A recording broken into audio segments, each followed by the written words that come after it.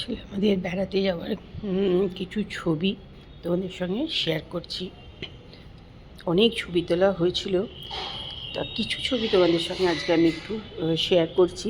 কারণ আজকে আমি সকাল থেকে কোনো এমনি ব্লগ কিন্তু দিইনি, তাই ভাবলাম চলো সন্ধ্যেবেলা তোমার সঙ্গে একটুখানি ছবিগুলো শেয়ার করি।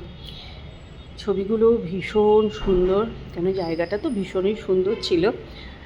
তোমরা মোটামুটি যে ব্লগগুলো আমি দিয়েছি তাতে তোমরা দেখেছো। দেখো, মনে হচ্ছে না পাহাড়ের উপরে সব বসে আছে এক এক জায়গায়।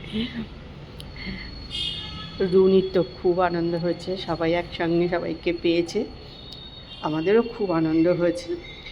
তা আজকে ওই জন্য একটু ছবিগুলো কিছু ছবি না গো, সব না, কিছু ছবি তোমাদের সঙ্গে শেয়ার করলাম। কুট্টু দেখো মন দিয়ে দেখছে দূরে সব কিছু।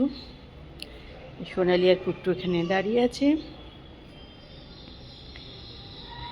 আসলে সত্যি কথা বলতে দৃশ্যগুলো এত সুন্দর লাগছিল, মেঘগুলো পুরো নিচে চলে এসছে, মানে চারিধারে ভীষণই সুন্দর লাগছিল। আমরা এখানে সবাই দেখো দাঁড়িয়ে আছি।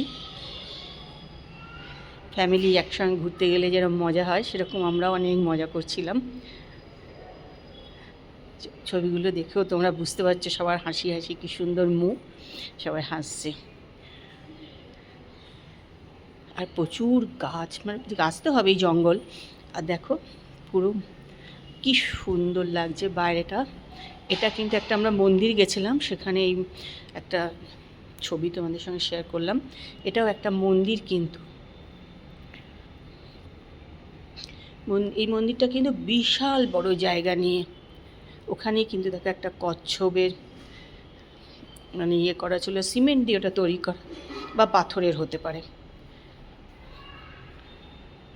এটা একটা লেক, এখানে বোটিং হয়, এখানে আমরা গিয়েছিলাম। এটাও একটা মন্দির। এই মন্দিরটা তো ভীষণ ভীষণ সুন্দর, ভেতরটা তো অসম্ভব সুন্দর, খুব ভালো মন্দির। আমরা যে দুটো জায়গায় গেছি খুব ভালো। আর এটা কিন্তু আমরা যেখানে ছিলাম সেই বারান্দার পেছনটা আর কি, জঙ্গলটা